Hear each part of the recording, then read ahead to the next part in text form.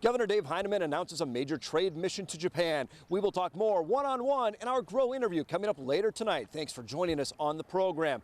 Plus, we will meet our Farm Youth of the Month and head to Wood River, where we meet a family growing sweet success with corn on the cob. But we start with that trade mission as the governor announces plans to create more opportunities in Asia.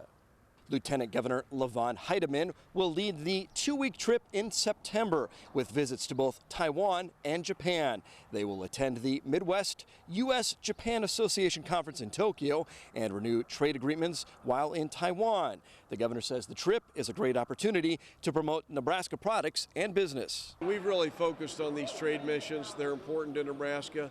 We export Nebraska beef, pork, soybeans, corn, wheat, all sorts of products, and general business products all over the world. The delegation will receive an update on a 2010 trade agreement signed with Taiwanese officials. The agreement was worth an estimated $450 million in sales of corn, soybeans, and wheat. Much more from the governor one-on-one later in our Grow interview. It comes on the heels of another trade mission to Japan, one that was about much more than putting beef on the table. A delegation from central Nebraska visited the Sendai region hit by that earthquake and tsunami. Nebraska corn growers donated food following that disaster, and as they toured the area recently, they learned the needs go far beyond food. Very distraught, basically, because all of the young people are moving away from their island, don't plan to come back, and so they have very little hope left. And that's one of the things that some of the relief efforts are really working on, is more the emotional aspect rather than the physical aspect of what they need. That trip was organized by the Nebraska Corn Board and Midwest corn growers.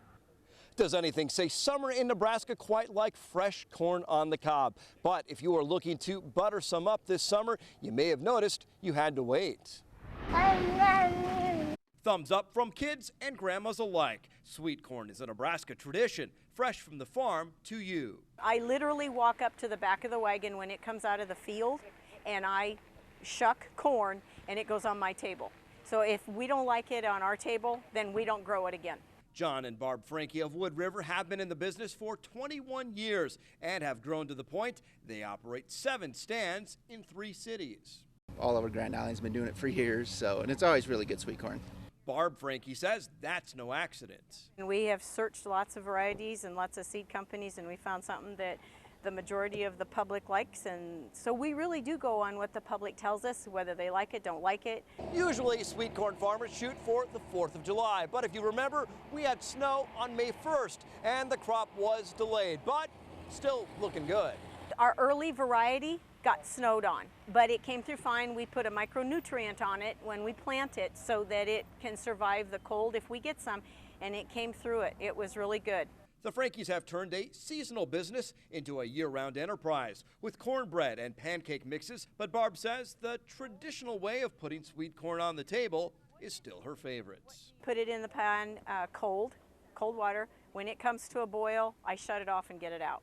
Only 1% of Nebraska cornfields produce food for us, and the state ag director says not only are you buying the freshest produce, 6 and 4 is $10. You're keeping dollars in Nebraska. So if you enjoyed some corn on the cob this 4th of July, you may have actually been buying stuff from Missouri because the Nebraska crop was delayed. Meanwhile, soybean producers are pleased by a decision that could put more biofuels on the market. The EPA recently announced the renewable fuel standard requirements for 2013, calling for a total of 16.55 billion gallons of renewable fuels. The new RFS sets a higher number of advanced biofuels, including more soy biodiesel. Soybean producers are pleased with that decision. Last week in our poll question, we asked, how optimistic are you that that farm bill will pass soon? Here are the results to that unscientific survey.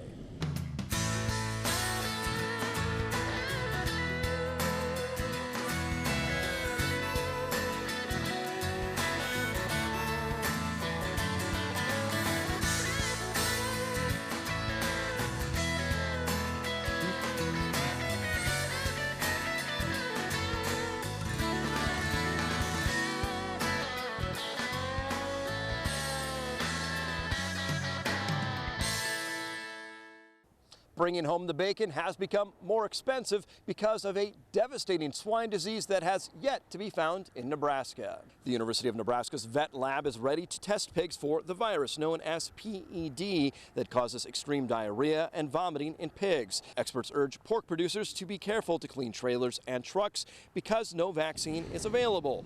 Pork prices have risen to historic levels. Urban supermarkets are selling a pound of bacon for nearly $5, an all-time high.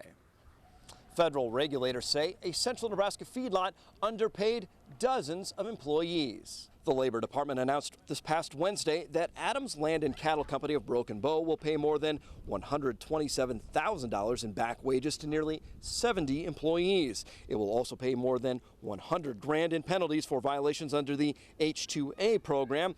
That voluntary program allows employers to hire and bring foreign workers to the U.S. for seasonal or temporary work when there is a shortage of domestic employees. And cooler weather reduced stress on Nebraska's corn crop, but slowed development of that corn. The USDA says progress in the state's corn crop was about a week behind average as of Sunday. Last week's rain helped raise soil moisture figures. Statewide, topsoil moisture rated 54% adequate or surplus, 3 percentage points higher than the week before. About 67% of the state's corn crop rated good or excellent. And Kansas crops and pastures are mostly faring better in the wake of heavy rain that brought much needed moisture.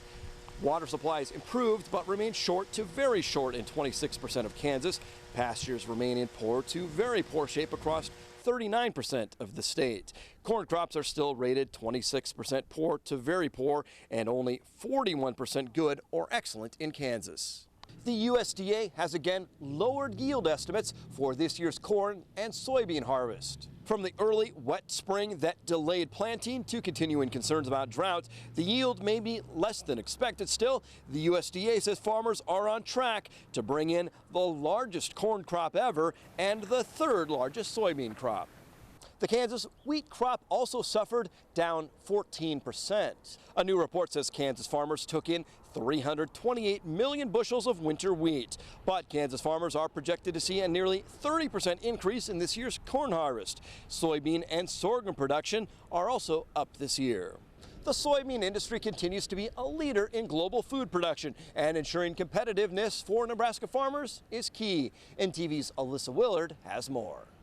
Maximizing income and efficiency is a main focus over the course of this week's annual Soybean Management Field Days. This year we've even addressed something which we're calling the Golden Triangle, where we talk about the economics of grain production, livestock production, and the biofuels that are an offspring of our crop production.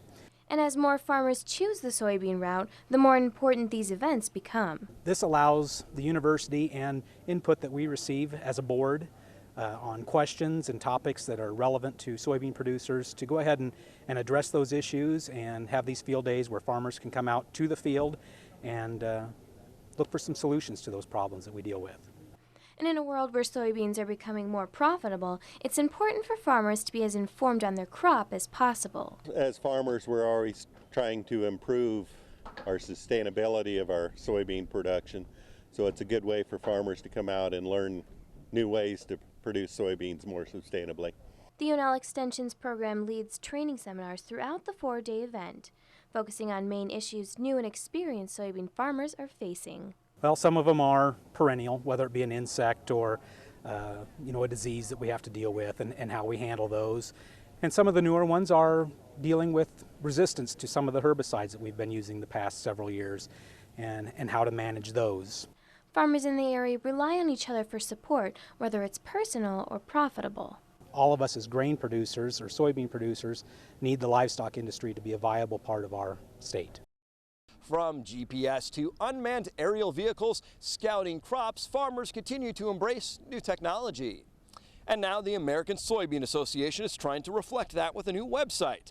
Soygrowers.com debuted this week. Soybean farmers say they needed a new website that embraced modern technology. It was designed right here in Nebraska by Hastings-based David & Associates. We're in York this week, where the Pioneer plant celebrates its 20th anniversary. We'll talk one-on-one with Governor Dave Heineman up next.